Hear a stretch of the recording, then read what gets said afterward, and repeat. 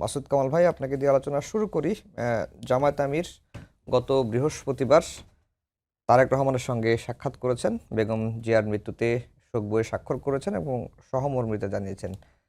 সেখান থেকে বের হয়ে গণমাধ্যমের সামনে তিনি কথা বলেছেন। তিনি বলেছেন যে অতীতে বিএনপির সঙ্গে তারা একসাথে ছিলেন, ভবিষ্যতেও কাজ করবেন এবং নির্বাচনটা হয়ে গেলে সরকার গঠনের আগে তারা আবার বসে মিলেমিশে কিভাবে কাজ করা যায় সেই বিষয়টি নিয়ে তারা দেখবেন।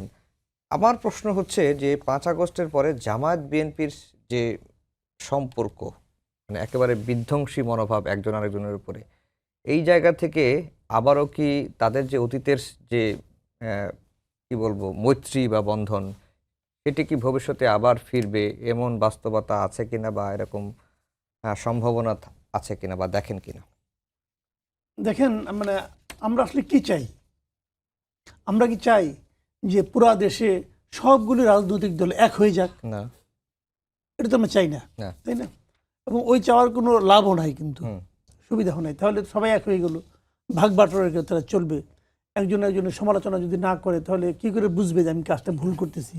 অথবা কিভাবে তারা নিজেদের উপরে চাপ অনুভব করবে যে কাজটা আমার করা ঠিক হচ্ছে না, তাই না? কাজে আমরা তো চাই না এটা যে সবাই এক হয়ে যায়। যেমন আওয়ামী লীগের সঙ্গে জাতীয় পার্টি এক হয়ে গেছিল, দেশের কি তাতে বিশাল উন্নতি হয়ে গেছে না ক্ষতি হয়েছে? বলেন, ওরকম তো আমরা চাই না। তো এখন যেটা হচ্ছে, এটা ওনারা যে কথা করে বলেছেন যে আমরা একটা মানে ঐক্যের রাজনীতি করতে চাই, বিভেদের রাজনীতি, এটা ইতিবাচক মানে এটা ভালো, এরকম মনোভাব থাকাটা ভালো। আমরা অবশ্যই চাই যে দুই দলের দুইটা আলাদা আদর্শ নিয়ে দুই দল দুইভাবে রাজনীতি করবে, দুইভাবে চিন্তা করবে এবং তাদের মধ্যে আদর্শিক বিভেদ তৈরি হবে, এটা কোনো সমস্যা নাই।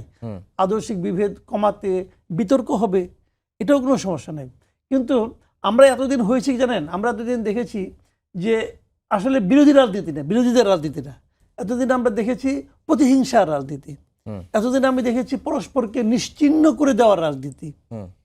ওই প্রতিহিংসা রাজনীতি এবং পরস্পরকে নিশ্চিহ্ন করে দেওয়ার যে রাজনীতি, সেখান থেকে আমরা মুক্তি চাই। কিন্তু আমরা পাশাপাশি একটা শক্তিশালী বিরোধী দল চাই। সেটা যদি আমরা পাই তাহলে আমরা মনে করি একটা গণতান্ত্রিক পরিবেশ তৈরি হয়েছে। আর তা না হলে আমি আপনার পিঠ চুলকে দিলাম, আপনি আমার পিঠ চুলকে দিলেন, এটা কোনো গণতান্ত্রিক পরিবেশ নেই, এটা হলো কবরের নিস্তব্ধতা। ওইটা আমরা তো আমাদের দরকার নাই, ওই শান্তি আমরা চাই না। তো সেক্ষেত্রে এখন এখানে জামাতের যিনি গিয়েছেন, জামাতের আমির যে আপনার বিএনপির ভারপ্রাপ্ত চেয়ারপারসনের কাছে গিয়েছেন, এটা তারা তো একসময় একসঙ্গে ছিলেন, কিন্তু উনি তো গিয়েছেন রাজনৈতিক আলাপ করার জন্য না। উনি গিয়েছেন একজন সদ্য মাতৃহারা মানে পুত্রকে সান্ত্বনা দেওয়ার জন্য এবং তাদের দলের যে তাদের প্রতি কি ফিলিং সেটা ইনফর্ম করার জন্য। সেখানে তো এই আলাপটাই হবে। নিশ্চয়ই যেই প্রথমে উভয়কে সালাম দিয়েছেন, আসসালামু আলাইকুম বলেছেন, আসসালামু আলাইকুম মানে কি? আপনার মধ্যে শান্তি বর্ষিত হোক বলছেন, তাহলে তারা তো পরস্পর শান্তিই চাচ্ছেন। এটা কিন্তু মুসলমান হিসাবে, এই দেশের বাংলাদেশের নাগরিক হিসাবে, যে হিসেবে ধরেন না কেন, এটা হলো স্বাভাবিক সৌজন্যতা। এবং আমি মনে করি যে বলেছেন যে আমরা একসঙ্গে রাজনীতি করতে চাই অথবা এই করতে, এটাও কিন্তু সেই সৌজন্যতারই অংশ। এটার অন্য কোনো অর্থ কিনা আপনি খুঁজতে পারেন, সারাদিন খুঁজতে পারেন, আমাদের দিয়ে খুঁজাইতে পারেন, কিন্তু এই খুঁজে কোনো লাভ নাই। এটা আসলে মূল ব্যাপার না। মূল থিমটা যদি এটা হয় যে আমরা পরস্পরকে নিশ্চিহ্ন করার রাজনীতি করব না, আমরা প্রতিহিংসার রাজনীতি করব না, আমরা বিরোধিতার জন্য বিরোধিতা করব না, তাহলেই আমি একজন সাধারণ মানুষ হিসেবে আমি হ্যাপি থাকবো। জি, রেজাউল করিম রনি, আপনার কাছে কি মনে হয় যে আমরা ইতিবাচক রাজনীতির দিকে ফিরছি কিনা? যেটি মাসুদ কামাল ভাই বললেন যে আমরা নিশ্চিহ্নের রাজনীতি আর চাই না, বিভেদ থাকবে, আদর্শিক দ্বন্দ্ব থাকবে, বিতর্ক থাকবে, এর মাঝেই গণতন্ত্র সুসংহত হবে, দেশটা এগিয়ে যাবে। জি, ধন্যবাদ। এবং যে যেখান থেকে শুনছেন সবাইকে আমার সালাম এবং কৃতজ্ঞতা, মাসুদ ভাইকে শুভেচ্ছা। দেখেন, কামাল ভাই যেখান থেকে শেষ করলো আমি ওখান থেকে শুরু করি। তো ঐক্য তো সবাই চায়, পজিটিভ ব্যাপার, এবং অবশ্যই প্রতিহিংসার জায়গা থেকে আমরা প্রতিযোগিতা দেখতে চাই। প্রতিযোগিতা ছাড়া গণতন্ত্রের বিউটি থাকবে না। এবং আমরা আগে ছিলাম একটা 2 পার্টিজান স্টেটে, মানে আওয়ামী লীগ বনাম বিএনপি, এর সাথে ছোট ছোট দলগুলো 2 দলের পকেটে ঢুকে গেছিল। সেখানে আমরা একটা মাল্টি পার্টিজান রাজনৈতিক ধারায় 5 তারিখের পরে প্রবেশ করব বলে আমাদের আকাঙ্ক্ষা। তো সেখানে আপনার এই ধরনের আহ্বান এটা একদম কামাল ভাই ঠিকই বলছে, এটা একটা পলিটিক্যাল সৌজন্যতামূলক আলাপ, আর এই আলাপটা তো এখানে করার কথা না। আপনি গেছেন একটা শোকাহত সন্তানকে সান্ত্বনা জানাইতে বা সহমর্মিতা জানাইতে, সেখানে রাজনৈতিক বক্তব্য দেওয়াটা ইম্যাচুরিটি। আপনারা কেউ বলছে শোক সবাই যায় আপনি একসাথে আগামী ভবিষ্যৎ, অতীতে ছিলেন ভবিষ্যতে থাকবেন, এ ধরনের পলিটিক্যাল স্টেটমেন্ট দেওয়াটা তো রাজনৈতিক অপরিপক্কতার লক্ষণ এক অর্থে। হ্যাঁ, আপনি মানে একটা যেমন ধরেন তারেক রহমান, উনি বিশাল একটা ঐতিহাসিক জানাজার মধ্যে দাঁড়াইয়া ওনার বক্তব্য কি ছিল, কয় সেকেন্ড বক্তব্য দিছে, কি বলছে? দুইটা কথা, যে উনার মরহুমার পক্ষ থেকে আমি যেটা সবাই বলে সেই বক্তব্যটা, যেমন মানুষ প্লিজড। কিন্তু বিশাল জনসমাবেশ, এত এত মানুষের সামনে দুইটা একটু রাজনৈতিক কথা বললে দিলেই তো হইতো, একটু বললেই তো হইতো, সর্বনাশ হয়ে যেত। ফলে আদবের কতগুলো ব্যাপার আছে, কতগুলো যে সব জায়গায় সব রাজনীতি করতে হয় না, এটা গেলো একটা দিকে। তারপরেও জাতীয় ঐক্যের কথাটা শুনতে শুনতে আমরা 5 তারিখের পরের থেকে, হ্যাঁ, এইটা আমার মনে হয় যে এটার আর কোনো মিনিং তৈরি করে না। যখনই কেউ ঐক্যের কথা বলে আমার তখনই মনে কোনো একটা ধান্দা আছে, হ্যাঁ, কারণ 5 তারিখের পর ঐক্যের কথা আমরা এত শুনছি, কিন্তু কোনো ঐক্য ম্যাটেরিয়ালি মানে বাস্তব অর্থে আমরা কিন্তু দেখতে পারিনি। কারণ কি? কারণ ঐক্যের ভিত্তি কি, আদর্শ না প্রয়োজন? যে কোনো প্রয়োজনের ভিত্তিতে যখন ঐক্য হয়, এটা পৃথিবীর ইতিহাসে যেই জায়গায় হোক এটা সবসময় নিকৃষ্ট ঐক্য। প্রয়োজন শেষ, তারপরে একজন আমাকে চিনে না, এটাকে বলে ইউটিলিটেরিয়ানিজম, ব্যবহারবাদিতা, ব্যবহার করে ছুড়ে ফেলে দেয়। তো এখন আদর্শের ভিত্তিতে ঐক্য, বিএনপি জামাতের ঐক্য কি সম্ভব? না। প্রয়োজনের ঐক্য তো আগে ছিল, একজন আরেকজনকে ব্যবহার করছে, ব্যবহার করার পরে আজকে একজন হয়ে গেছে সাধু, আরেকজন হয়ে গেছে সাদাবাজ, হ্যাঁ। তো ফলে এই ধরনের ঐক্য ওয়ার্ক করে না। আরেকটা হলো আপনি তারপরেও ঐক্যের রাজনীতি ধরেন যদি আপনি করেন, 5 তারিখের পরে জাতি গঠন হবে যাবে, তাই না? খুব ভালো ভালো কথা আমরা বলি না, তাহলে কিভাবে করতে হবে, এটা বেসিসটা কি হবে? 5 তারিখের পর না 12 ফেব্রুয়ারির পরে? 5 তারিখের পরে আমি বলতেছি, মানে গণঅভ্যুত্থানের পরে, মানে 5 আগস্ট 2024 পরের কথা বলছি।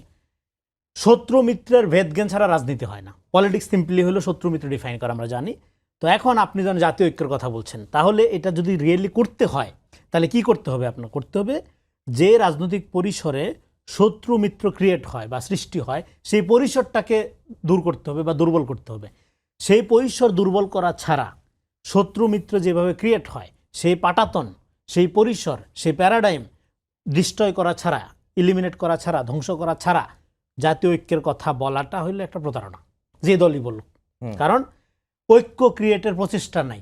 ধরেন আপনার এখানে একটা জায়গা আছে ডোবা, হ্যাঁ, এবং এখানে পাইলিং করার কন্ডিশন নাই, এখানে যদি আপনি 24 তলা বিল্ডিংয়ের স্বপ্ন দেখান, এটা যেরকম প্রতারণা, একইভাবে যেখানে শত্রু মিত্র মানে মিউচুয়াল করার বা শত্রু মিত্র তৈরি হওয়ার কন্ডিশন অমিট করা নাই, দূর করা হয় নাই, সেখানে জাতীয় ঐক্যের কথা বলাটা প্রতারণা। এটা গেলো একটা। তারপরেও জাতীয় ঐক্যের কথাটা পপুলিজমের কারণে, জনপ্রিয়তা বাড়ানোর কারণে আমরা বলতে পারি, অনেক দল বলে, কিন্তু সেটা ওয়ার্ক করবে না। ওয়ার্ক করবে না তার প্রমাণ কি? তার প্রমাণ হলো এই যে ধরেন আপনি শোকসভায় গিয়ে আপনি গান গাচ্ছেন, এটা আদব তো রইল না, হ্যাঁ। শোকসভায় গিয়ে আপনারা ঐক্যের আহ্বান জানানো দরকার নেই, কারণ আপনি পলিটিক্স মিন করলে এটা বলতেন না। তারপরে কি ধরেন ডাকসুর লোকজন গেছে দেখা করতে, নাম দিয়ে দিছে বৈঠক, এটা নিয়ে কালকে সোশ্যাল মিডিয়াতে, হ্যাঁ, ছাত্রদল এবং অন্যান্য দলের বিশাল অবস্থা, হ্যাঁ। কারণ কি? এটা আপনার মানে আমি অনেক আগে একটা কমেন্টারি করছিলাম যে বিএনপি কোনোদিনও জামাতকে তার প্রতিদ্বন্দ্বী হিসাবে নিবে না। কেন নিবে না? কারণ হলো দুই ধারার রাজনীতি, ওই যে আদর্শিক অবস্থান ভিন্ন, যেটা বললাম, প্রয়োজনের কারণে আগের ঐক্য। তাহলে বলুন যে আগে যে জোট করছে, আগে জোট করে কি বিএনপি জামাত হয়ে গেছিল বা জামাত বিএনপি হয়ে গেছিল, হলে কি তারা আলাদা আলাদাভাবে এখন একটা মুখোমুখি দাঁড়াইতো না? তো মানে কখনো প্রতিদ্বন্দ্বী আকারে নিবে না। কারণ হলো দুই ধারার রাজনীতি করে। জামাত হলে একটা ক্যাডার বেস মতাদর্শ ভিত্তিক রাজনীতি করে, আর বিএনপি হলে একটা মধ্যপন্থার রাজনীতি করে। বিএনপিকে আমি বলি সব দলের একটা পার্টি, এখানে ডান আছে, বাম আছে, সব আছে। এই কারণে অনেক সমস্যাও তৈরি হয়, অনেক, সেটা অন্য আলোচনা। তো ফলে বিএনপিকে একটা প্রতিদ্বন্দ্বী বানাইতে গিয়ে জামাত যে রাজনীতিটা এখানে করার চেষ্টা করতেছে, যে ফ্রেম করার চেষ্টা করতেছে যে আর সবাই খারাপ, সে শুধু ভালো, এইটা হলো যে কোনো দেশে ফ্যাসিজম শুরুর প্রথম স্টেপ। আপনি যদি ভালো হন ভাই, আপনি নিজ গুণে ভালো হন, আপনি খারাপ এই কারণে আমি ভালো, এটা হাসিনার মডেল। হাসিনা কি বলছিল? সব খারাপ, হ্যাঁ, আর আমি শুধু ভালো। তো আপনি যখন ভালো খারাপ এইভাবে সমাজকে বিভক্ত করে ফেলেন, তখন ফ্যাসিজমের শুরু হয়। এবং আপনার কর্মীগুলো এতটাই ডেসপারেট হয়ে ওঠে, যেমন 5 তারিখের পরে আপনি যদি জামাতের সমালোচনা করেন তাহলে আপনি নিরপেক্ষ না। আপনি নিরপেক্ষ হওয়ার শর্ত হলো জামাতের প্রশংসা করতে হবে। যে কাজ তুমি প্রশংসা করো নাই সেখানেও করতে হবে। একই কাজ যদি ধরেন বিএনপি করে সেটা খুব খারাপ, বা এনসিপি করলে খুব খারাপ, বা আগে মানে এনসিপি জোট হওয়ার আগে তো খুবই খারাপ ছিল, এখন ভালো হয়ে গেছে। তো আপনার কিন্তু কিন্তু আপনি করলে খুব খারাপ। জি, এখন প্রশ্নটা হচ্ছে যে তাহলে জামাত কি স্বার্থের কারণেই ঐক্যের কথা বলছে কিনা, এটি আপনি এই প্রশ্নটা করে রাখলাম। না, জি। আমি আবার আসবো মাসুদ কামাল ভাইয়ের কাছে। মাসুদ কামাল ভাই, যেটি রনি ভাই বলছিলেন যে বিএনপি কখনোই জামাতকে তাদের প্রতিদ্বন্দ্বী মনে করে না, আর যেটি তাকে প্রশ্ন করলাম এখন যে স্বার্থের কারণে যদি কোনো ঐক্য হয় সেটি হচ্ছে নিকৃষ্ট ঐক্য। তাহলে বিএনপি জাতীয় সরকারের কথা বলছে, জামাতও জাতীয় সরকারের কথা বলছে, এর মধ্যে কি একটা স্বার্থের ঐক্যের কোনো মানে আভাস মিলছে কিনা? না, জাতীয় ঐক্য মানে কি? জাতীয় ঐক্য মানে দেখেন, এটা খুব ইন্টারেস্টিং। কিন্তু জাতি আসলে কারা? জাতি বলতে সব দল, সব দল না। এখন বিএনপি যদি বলে যে আমার সঙ্গে যারা আছে তাদের নিয়ে ঐক্য করাটাই জাতীয় ঐক্য, তারা তো তাই বলছে আসলে। জামাত যখন জাতীয় ঐক্যের কথা বলে, তাদের সেই ঐক্যে কি জুনায়েদ সাকি আছে? জুনায়েদ সাকি কি ওনাদের যে জাতি সেই জাতির মধ্যে আছে? নাই রে ভাই। আবার বিএনপি যখন ঐক্যের কথা বলে, তাদের সেই ঐক্যে কি মামুনুল হক আছে? থাকলে তো মামুনুল হক এখানে আসতো, তাকে তো দেয় নাই তারা। কাজে এই জাতীয় ঐক্য যখন বলে তখন কিন্তু আমার লোকগুলিকে নিয়ে ঐক্যটাই জাতীয় ঐক্য। আচ্ছা, আপনি জাতীয় ঐক্য কথা বলেন, এখানে কি আওয়ামী লীগ আছে? আওয়ামী লীগ কি জাতির অংশ না? দুষ্ট অংশ, দুষ্ট অংশ মানলাম, দুষ্ট, খুব দুষ্ট, কিন্তু সে কি জাতির অংশ কিনা সেটা বলেন আপনি? তাহলে জাতীয় ঐক্য শব্দটাই আসলে একটা মন ভোলানো কথা। আসলে এটা জাতীয় ঐক্য না, আমাদের বন্ধু বান্ধব নিয়ে ঐক্য। এটা হলো গিয়ে ঐক্য, এটাই কি তারা জাতীয় ঐক্য হিসেবে ডিফাইন করতেছে। সবাই মিলেই যদি দেশটাকে সামনের দিকে এগিয়ে নেওয়ার কথা বলছেন, যে সবাই ভাই, মূল কথাটা আমি বলি আপনাকে। মূল কথা হলো জানেন, এই জন্য যে একাধিক দল, একাধিক রাজনৈতিক দল, একাধিক প্রতীক, এই জন্যই তো যে আলাদা আলাদা ভাবে তারা চিন্তা করবে। বাট প্রশ্নটা হলো কি, ওই যে যেটা বললাম যে বিরোধী দল থাকবে, বিরোধী দল বিরোধিতা করবে, সব কাজে বিরোধিতা করবে না। মানে এই দুইটা দল মনে করেন, দুই দলের কোনো কিছুই কি মিল নাই? আছে তো রে ভাই।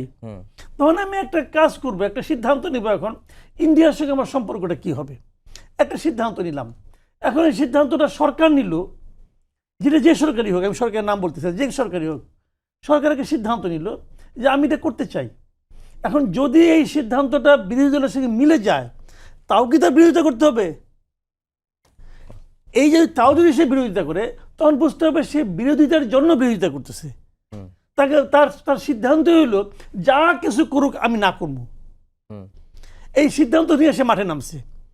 ওই জায়গাটা আমরা চাই না ভাই। আপনি আপনার মতো বলেন, সে তার মতো বলুক। আপনি যদি তার সিদ্ধান্ত নেওয়ার আগেই আপনার কথাটা বলেন, তাহলে বরং তার লাভ হবে। সে আপনার কথাটা মাথায় নিয়েই তার সিদ্ধান্তটাকে সে মডিফাই করতে পারবে, কোনো প্রবলেম তো না ভাই। মূল লক্ষ্য তো একটাই, দেশটাকে উন্নত করা, দেশের জাতিকে একটা স্বস্তি দেওয়া, মূল লক্ষ্য তবে এইটা, তাই না? পরস্পরের সঙ্গে প্রতিদ্বন্দ্বিতা না। কিন্তু তো এই যে আপনি মানে আমাদের এখানে কি হয়েছে, একটা উন্নয়ন কর্মকাণ্ড হয়েছে, একটা বড় একটা কাজ হচ্ছে, ওই দিন বিরোধী দল হরতাল ডেকে বসে রয়েছে, হয়েছে না এই দেশে? হয়েছে। তো সেইটা হলো কি, ওটা হলো কেবল বিরোধিতা, যে আমি পণ করেছি, তুমি যা কিছুই বলো আমি বিরোধিতা করবো। ওইটা আমরা চাই না। এখন এরা যদি জাতীয় ঐক্য বলতে ওই জিনিসটা বুঝায় যে যে আমি যাই, উনি যাই বলুক না কেন, উনি আমার দল কয় না, উনি যা কথাই বলুক না কেন, যদি ওই কথাটা আমার কাছেও গ্রহণযোগ্য হয়, আমরা এটাকে সাপোর্ট করব। অথবা আমি যদি সরকারে থাকি, আমি ওটাকে গ্রহণ করব। নট নেসেসারিলি যে আমারই আগে মনে পড়তে হবে। আপনি বলতেই পারেন আপনার কথা পছন্দ হয়েছে আমার, আমি নিয়ে নেব আপনার কথাটা, কোনো প্রবলেম তো নাই।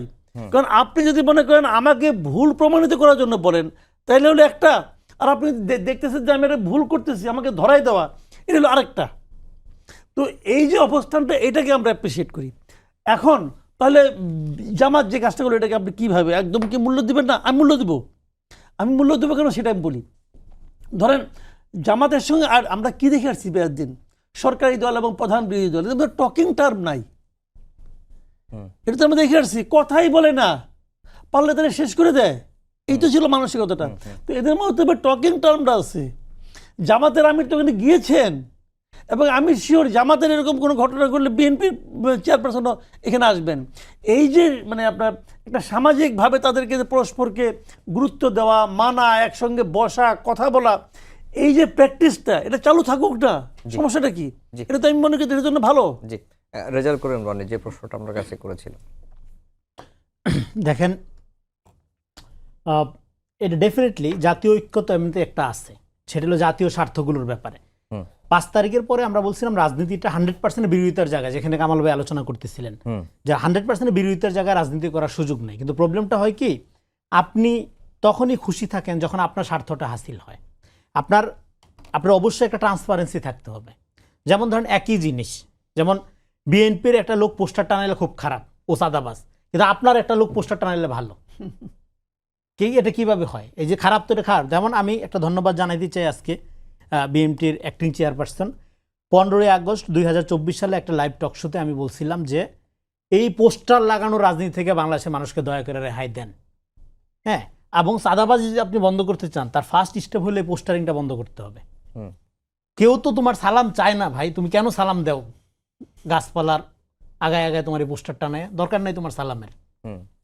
মানুষ যদি তোমাকে পছন্দ করে, তোমার ছবি পোস্টারে এরকম গাছের আগায় লতায় পাতায় টানানোর দরকার নেই, তার মনের মধ্যে থাকবে। তুমি রাজনীতিটা করবা তুমি মানুষের দুয়ারে দুয়ারে গিয়া, কাছের আগায় কি তোমার? হ্যাঁ, তো পোস্টার তো দরকার নেই এখানে। এবং পোস্টারের এই যে আপনার 6 লাভ করে ফেলে এবং এত পয়সা খরচ করার জন্য, হ্যাঁ, মানে মাইলকে মাইল পোস্টার টানো, এই টাকাটা কোথা থেকে আসে? এই টাকাটা উৎপাদনের একটা প্রক্রিয়াই তো হইলো আপনার চাঁদার ক্ষেত্রগুলো দখল করতে হয়। নাহলে আমি রাজনীতি করবো, আমার চাঁদাবাজি করার দরকারটা কি? আমি যে কোনো একটা পেশায় থাকবো, তারপরে আমি যতখানি সরকারি জিনিসপত্র পাই এগুলো আমি সুন্দর মতো ডিস্ট্রিবিউট করে দেবো। রাজনীতি বলতে আমি যতটুকু স্বল্প জ্ঞানে এটাই তো বুঝি। তুমি যখন হাজার হাজার তোমার পোস্টার লাগাইতে হবে, প্রচুর মিছিল মিটিং বাইর করতে হবে, হাজার হাজার হুন্ডা লাগাই, তখনই তো চাঁদার ক্ষেত্রটা তৈরি হয়। তো সেই জায়গা থেকে আজকে আমি মনে করি যে উনি যে প্রস্তাবটা দিল যে সারা দেশে পর্যায়ক্রমে, হ্যাঁ, এটা আমি 1 বছর ধরে আমি ক্রমাগতভাবে বলে আসতেছি যে এখান থেকে জাতিকে রক্ষা করেন, এই ধরনের রাজনীতি আমরা দেখতে চাই। এখন এইটা ধরেন উনি মানে, কিন্তু এই পোস্টারের ইয়াটা বিএনপি লাগাইলেও খারাপ, সিপিবি করলেও খারাপ, বাসদ করলেও খারাপ, এনসিপি করলেও খারাপ, জামাত করলেও খারাপ। কিন্তু আপনি তো মনে করেন না এটা আমি করলে ভালো, অন্যরা করলে খারাপ, তখনই তো ভাই সমস্যাটা তৈরি হয়। তখনই তো এই জায়গাটা, এই যে টকিং টার্মসটা থাকে না। এবং 5 তারিখের পরে অবশ্যই রাজনীতিতে 100% বিরোধিতার জায়গায় যাওয়ার কোনো সুযোগ নাই। এবং আমি যেটা মনে করি জামাত এবং বিএনপির মধ্যে 100% এনিমিটি কোনোদিনও সম্ভব না। কারণ হইল তারা কমনলি ভিকটিম লম্বা সময় ধরে, ফলে তারা চাইলেও ধরেন যে লোকটা একসাথে জেল খাটছে বছরের পর বছর, তারা 2টা মিছিল ধরার মুখোমুখি যখন আসে, দুজনের মুখোমুখি দাঁড়ায়, তারা কি করবে? তারা কি একজন একজনকে কোপ দিবে? এটা সম্ভব না, এটা দিতে পারবে না। হ্যাঁ, এটা মানে আমরা এটা দেখছি। ধরেন এই যে সোশ্যাল মিডিয়াতে এমন মানে আপনার হাইপ তোলা হয়, এমনভাবে বিরোধিতা করা হয়, পার্সোনালি যখন আমরা কথা বলি এরকম দেখি না। তো আরেকটা হলো যে দেখেন বাংলাদেশে আমি আরেকটা কমেন্টারি করেছিলাম যে Jamaat can not survive without BNP. কেননা জামাত যে পলিটিক্সটা করে, এই পলিটিক্সটার ব্যাপারে অনেক মানুষের অনাস্থা আছে, কারণ তারা পজিশন খুব দ্রুত সুইচ করে। 5 তারিখের পরে আগের অতীত না ঘাটি অনেকবার তারা পজিশন সুইচ করছে। যেমন নিম্নকক্ষে পিয়ারের জন্য তারা আন্দোলনে নেমে গেল, হ্যাঁ, 8 দল 5 দল নিয়ে, তারপরে সেই আলাপটা বন্ধ হয়ে গেল। তারপরে বলল যে এনসিপির সাথে, হ্যাঁ, একটা আন্ডারস্ট্যান্ডিং তৈরি হলো যে তারা জুলাই সনদের আইনি ভিত্তি না হলে স্বাক্ষর করবে না। রাতেও মিটিং, সকালে বৃষ্টির মধ্যে ছাতা ধরে যায় হাজির, সাইন করতে চলে গেছে। ফলে জামাত বন্ধু হিসাবে ঠিক রিলায়েবল না, মানে সে, কারণ সে সবসময় প্রো পাওয়ার অ্যাপ্রোচ নেয়, প্রো ইস্টাবলিশড আচরণ করে। ফলে তার আসলে আপনার এমন একটা মিত্র দরকার জামাতের, যার মধ্যে প্রচুর স্পেস আছে, যার মধ্যে প্রচুর চোরবাটপাট ঢুকে যাওয়ার ক্ষেত্র আছে। এটা হলো বিএনপি মধ্যে প্রচুর স্পেস, এই জন্য প্রচুর চোরবাটপার, পলিটিশিয়ানও আছে, চোরবাটপার বেশি তো, কারণ প্রচুর এই জন্য। কিন্তু যারা অলরেডি ইডিওসেন্ট্রিক রাজনীতি করে, হ্যাঁ, সেখানে ঢুকতে হলে আপনার আওয়ামী লীগ সাইজে ঢুকতে হবে, যেভাবে ছিল জামাতের অনেক লোক আওয়ামী লীগের মধ্যে ছিল, সবাই না, একটা বড় অংশ ছিল, শিবিরের একটা বড় অংশ ছিল, যারা বিভিন্ন বিশ্ববিদ্যালয়ে এখন নেতা হিসাবে আবির্ভূত হচ্ছে। ফলে এটা কিন্তু জামাতের ক্ষেত্রে আপনার বিএনপিতে ঢোকার জন্য তার বিএনপি হইতে হবে না, সে জামাত থেকে স্পেস নিতে পারবে, হ্যাঁ, নিষিদ্ধে আবার নিজের রাজনীতি করতে পারবে। ফলে বিএনপি জামাতের জন্য সবসময় কমফোর্টেবল ফ্রেন্ড, মানে বেস্ট ফ্রেন্ড বাংলাদেশের রাজনীতিতে। আওয়ামী লীগও না, অন্য কেউ না, এবং অন্য কেউই তাকে স্পেস দিবে না, হ্যাঁ, তাকে গিলা খেয়ে ফেলতে যাবে। এবং 71-এর কসলানো তো আছেই তার, in the wrong side of হিস্ট্রিতে থাকার কারণে সবাই তারে সুযোগ পেলে 71 নিয়ে চাইপা ধরবে। তো এই কারণে আপনার মানে জামাত ধরেন, সাপোজ ধরেন যদি জামাত ক্ষমতায় আসে, আমরা হাইপোথেটিক্যালি ধরে নেই, তাহলে ঘটনাটা কি ঘটবে? পলিটিক্সে তো আপনার ফ্রেন্ড লাগে, জামাতের এই যে এখন যে 8 দল 12 দল বলতেছে, এদের সোসাইটিতে ইম্প্যাক্ট কতখানি, একটা মানে গ্রাসরুট লেভেলে তাদের সংগঠন কতখানি, তাদের মিত্রদের জিরো। শুধু মানে আপনার কিছু মুখ আমরা চিনি, সবাইকে আমরা চিনি না। কিন্তু পলিটিক্সে তো আপনার মিত্র লাগে। ধরেন আপনি জামাত গভর্নমেন্ট ফর্ম করলো তাদের মতো করে, হ্যাঁ, নানা মেকানিজম টিজম যাই হোক, বা জনগণ পপুলার ভোটে, তার মিত্র কে? তার শত্রু ধরেন বিএনপি, তার শত্রু enter cultural agency, cultural establishment, হ্যাঁ, mainstream media, India, BNP, Awami League, America, সবাই। যদিও সবাই বলবে যে হ্যাঁ ঠিক আছে, তাল দিতে পারে অনেকে। তো তাহলে এরকম তো জামাত তো এমনিতে এক ঘরে হওয়া একটা লোক, তার তো মিত্র দরকার। ফলে মিত্রের দিক থেকে বিএনপি অলওয়েজ বেস্ট মিত্র জামাতের। এটা জামাতের রাজনীতিবিদরা মানে সোশ্যাল মিডিয়াতে যত যাই হোক, যারা রাজনীতি করে তারা এটা বুঝে যে বিএনপির সাথে একটা টকিং টার্মস যদি সে না রাখে তাহলে সে যে কোনো সময় বিপদে পড়তে পারে। জি মাসুদ কামাল ভাই, যেটি রনি ভাই অনেক কথাই বললেন, বিএনপি আসলে জামাতের জন্য বেস্ট বন্ধু বা মিত্র, তবে বন্ধু হিসেবে জামাত রিলায়েবল না। আপনার কাছে কি মনে হয়? না, এটা আসলে ওই প্রসঙ্গটা এখন আসছে না এই কারণে যে জামাতের তো এখন বিএনপির মতো বন্ধু দরকার নাই। আচ্ছা, যে সে নিজে ক্ষমতা নিতেছে। হ্যাঁ, আপনি দেখেন যখন আমরা জোট করি, যখন পলিটিক্সে জোট হয়, নির্বাচনী জোট হয়, নির্বাচনের ঐক্য হয়, কে কার সঙ্গে জোট করে? যে নিজেই মানে আপনার ফার্স্ট আর সেকেন্ড কখন জোট হয় না কিন্তু। কারণ ফার্স্ট আর সেকেন্ড কে কেন জোট করবে? তাদের মধ্যে থেকে একজন তো ফার্স্ট হবে, তো সে জোট করবে কেন? জোট হবে কি থার্ড আর ফোর্থের, জোট হবে সেকেন্ড আর থার্ডের, অথবা সেকেন্ডের সঙ্গে ফোর্থের। মানে সেকেন্ড জোট করবে কেন? এই বর্তমানে যিনি ফার্স্ট হতে চাচ্ছেন তাকে টপকানোর জন্য, তাই না? এখন বিএনপি আর জামাত তো ফার্স্ট আর সেকেন্ড, এখানে জোটের অত কোনো সুযোগই নেই। যেমন আওয়ামী লীগ কী করেছিল? জাতীয় পার্টির সঙ্গে জোট করছিল কেন? বিএনপি যাতে না আসতে পারে, বিএনপিকে ফেরানোর জন্য তারা আরেকটু শক্তি সঞ্চয় করছিল। এই তো এখন যার সঙ্গে জোট হচ্ছে সে কিন্তু নিঃসন্দেহে তার চেয়ে অনেক কম শক্তির, কিন্তু তাকে নিয়ে ওই সামান্য গ্যাপটুকু সে কভার করতে চায়। কাজে যতক্ষণ পর্যন্ত মার্কেটে আওয়ামী লীগ না আসতেছে ততক্ষণ পর্যন্ত বিএনপির সঙ্গে তো জামাতে জোট করার কোনো প্রয়োজনই নাই। আচ্ছা, জামাত তো এখন কারো সহকারী হতে চায় না, জামাত নিজেই এখন ড্রাইভিং সিটে যেয়ে বসতে চায়, এবং ড্রাইভিং সিটে বসার জন্য সে বাদ বাকি সবাইকে একত্র করতেছে, হরে ধরে একত্র করতেছে। হরে ধরে করতেছে না, আপনি দেখেন জামাতের সঙ্গে ইসলামী আন্দোলন আদর্শিক কোনো মিল আছে? আপনি এই চরমনের পীর সাহেবের কমপক্ষে 10টা ভিডিও পাবেন যে জামাতকে সে ধুয়ে দিছে, কাফেরও বলছে। হ্যাঁ, এটা কোনো ইসলামী না বলছে। তো তার সঙ্গে যে জামাত করতেছে, জামাত এক হিন্দু ভদ্রলোককে নিয়ে আসছে, হিন্দু ভদ্রলোককে শরিয়া আইন কায়েম করার জন্য আসতেছে। কেন আনতেছে? জামাত এখন হরে ধরে পাইকারি হবে যে যা বলুক। আখতারুজ্জামান সাহেবের কথা বললেন। হ্যাঁ, আখতারুজ্জামান বলেন, সারা জীবন সে জামাতে গাইলিছে এবং তার গালিতে কোনো লিমিট ছাড়া গাইল, তারে পর্যন্ত আনতেছে। মানে যে আসো আসো খেলে আসো, আমার দুয়ার খোলা। কালকে তিনি কি বলতেছে যে আওয়ামী লীগের লোকজন আসো, তাদেরকে আমরা দেখব। মানে এইটা কেন ভাই? এটা আদর্শিক কারণে নো, ওই স্টিয়ারিংটা মধ্যে আমি যে বসতে চাই, গাড়ি আমি চালাবো ভাই, এবং এই জন্য তুমি আমার যাও লোক দাও নানাভাবে। আপনি আমাকে বলেন অনেক উপজেলা পর্যায়ে আছে যেখানে নাকি আওয়ামী লীগের লিডারদেরকে জামাত মানে সাপোর্টের কি চাইলের বস্তা পর্যন্ত দিয়ে আসতেছে না। কেন? আওয়ামী লীগকে ভালোবাসা না রে ভাই, আওয়ামী লীগের ভোটটা পাইছে। আওয়ামী লীগ তো জামাতের কাছে গনিমতের মাল, নাকি বলছো এটা তো গনিমতের মাল রে ভাই, এটা আমি চাই। তো এখন বিষয়টা কিন্তু ওইখানে, তো এখানে জামাত সবার সঙ্গে নিয়ে যায়, কিন্তু জামাতে শেষে এসে একটা ভুল করে ফেলেছে, বিরাট ভুল করে ফেলেছে। এই ভুলটা হলো এনসিপিকে নিয়ে তার বিরাট একটা ভুল হয়ে গেছে। আমি বলি কেন ভুলটা হয়েছে। ভোটটা হয়েছে এই কারণে, এই মুহূর্তে আওয়ামী লীগের যে কোনো একজন লোককে আপনি জিজ্ঞাসা, যারা আওয়ামী লীগের ভোটার যারা আছে, জিজ্ঞাসা করেন তো ভাই আপনাদের সবচেয়ে বড় শত্রুকে, এক দ্বিধায় সে নির্দ্বিধায় বলবে এনসিপি। কারণ এনসিপি তার ইয়েকে দলকে দিয়ে তারা মনে করে আর কি, যেহেতু এনসিপি নিজেরা এই বিপ্লবী সিপাহসালা হিসেবে নিজেদেরকে দাবি করে, সেই দাবির কারণে বলে যে ওদের কারণেই তো আমাদের ক্ষমতার থেকে নামতে হয়েছে। ভাই এর চেয়ে বড় দুঃখ আর আছে পৃথিবীতে বলেন আপনি? এত সুন্দর ক্ষমতা ভোগ করতেছিলাম, এখন দেখি আমি নাই। এই দুঃখ সারা ভুলবে খুব সহজে, ভুলে না তোরে ভাই। তো তারা এরকম আনহ্যাপি। আবার এনসিপি মানে আপনার নানাভাবে এদেরকে ধরে পিটাইছে, তারপরে ক্ষমতা থেকে চলে আসার পরেও গোপালগঞ্জ তারা একটা স্বাধীন একটা জায়গা ছিল, সেখানে যে এনসিপি যে হাত দিছে, অনেক কিছু তো করছে ভাই, কিছু টর্চারের ঘটনা ঘটছে এখানে।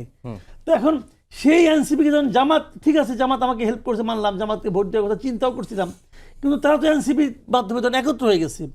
এই যে আওয়ামী লীগকে যে আপনার মনে করেন প্রশাসনিক আদেশে যে স্থগিত করা হয়েছে তাদের কার্যক্রম, এটার পেছনে কে ছিল মূলত? দৃশ্যত ছিল হাসনাত আবদুল্লাহ এবং এনসিপি। এখন তো বোঝা গেছে এই এনসিপি আসলে জামাতেরই একটা বি টিম, সি টিম, কিছু একটা টিম, এটা তো ক্লিয়ার হয়ে গেছে। তার মানে জামাতই করছে। দেন এইটা যে প্রমাণ হলো, এই প্রমাণ হওয়াটা আওয়ামী লীগের ওই লোকগুলোর জন্য বেদনাদায়ক। জি, ওটা এনসিপি নিয়ে আসলে জামাত ভুল করছে, লাভের লাভ কিছু হয় নাই। জি। রনি ভাই, যেটি মাসুদ কামাল ভাই বললেন যে এনসিপিকে নিয়ে মানে জামাতের নেতৃত্বে, যদি ওরা অনেকে বলে না যে জামাতের নেতৃত্বে এটি চরমনাই মানে না, যে এনসিপিকে নিয়ে বড় ভুল করেছে জামাত জোটে নিয়ে। আর এদিকে আবার চরমনাইয়ের দল ইসলামী আন্দোলন বাংলাদেশ এবং জামাতের মধ্যে আসন সমঝোতা নিয়ে বেশ টানাপোড়েন চলছে।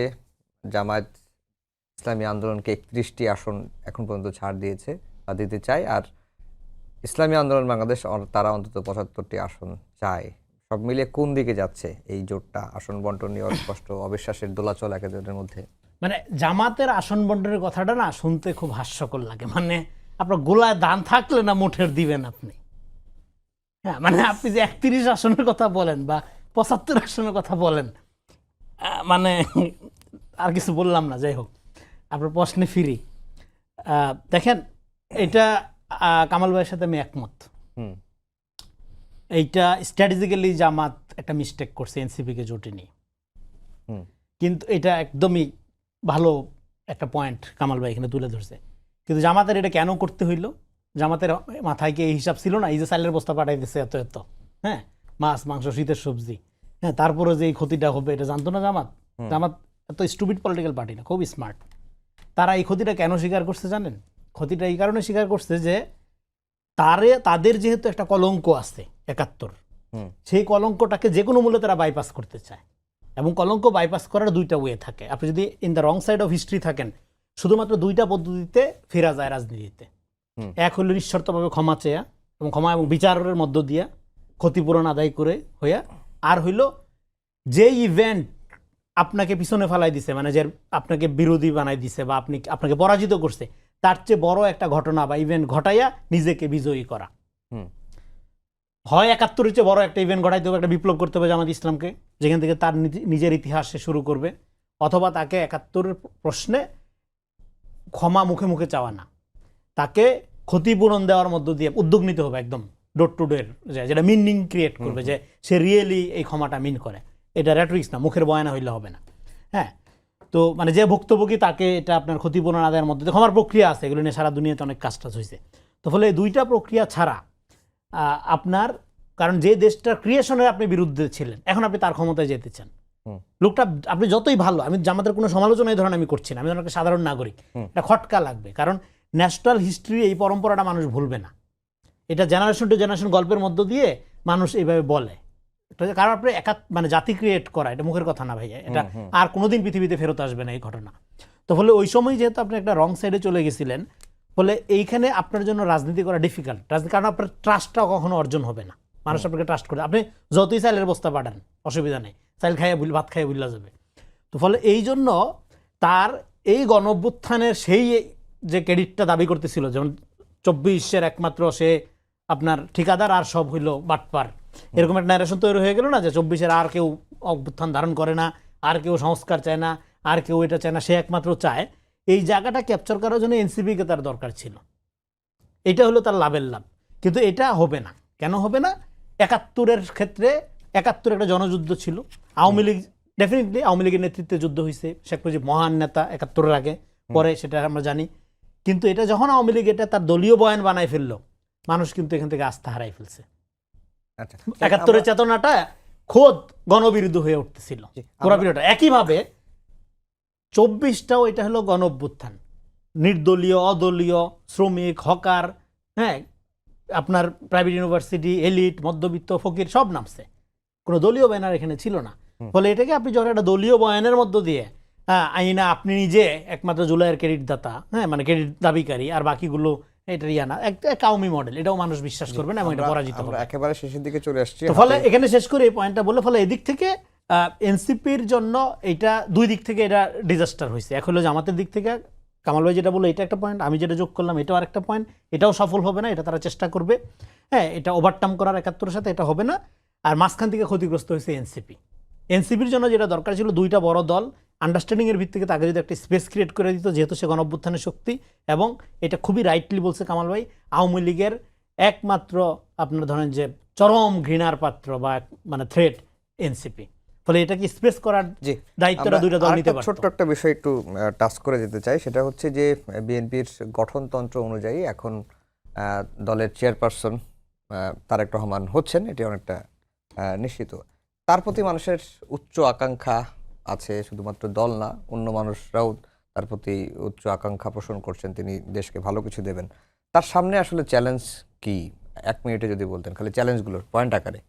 তার জন্য চ্যালেঞ্জ হলো আসলে, যেমন ধরেন 1 নম্বর চ্যালেঞ্জ হলো তাকে মানুষ যে বিপুল ভালোবাসা দিচ্ছে, এই ভালোবাসা উনি বয়ে নিতে পারবেন কিনা, এটা একটা চ্যালেঞ্জ কিন্তু। আর তার মা মারা গেছেন, তার মা আসলে কি করেছেন, ভালো মন্দ অনেক কিছুই করেছেন, মানুষের কিন্তু মন্দগুলি মনে নাই, ভালোগুলি মনে আছে, এবং ভালোগুলো বাড়তে বাড়তে মানুষের এমন একটা জায়গায় যে পৌঁছে, ওই জায়গায় উনি যেতে পারবেন কিনা, এটা একটা ইম্পর্টেন্ট। আর যেটা সবচেয়ে বড় চ্যালেঞ্জ সামনে, নির্বাচনে দলকে ঐক্যবদ্ধ রাখা, এবং একদম প্রত্যন্ত অঞ্চলে বিএনপির যে বদনামগুলি হয়ে গেছে, বিভিন্ন জায়গায় মামলা মোকদ্দমা গণমামলা আছে না, এইগুলিকে উনি ওখান থেকে কীভাবে বের করে আসবেন। আমি একটা সরাসরি পরামর্শ দেব, এই যত গণমামলা আছে এগুলি প্রত্যাহার করেন, দেখবেন যে বিএনপি কোথায় চলে যায়।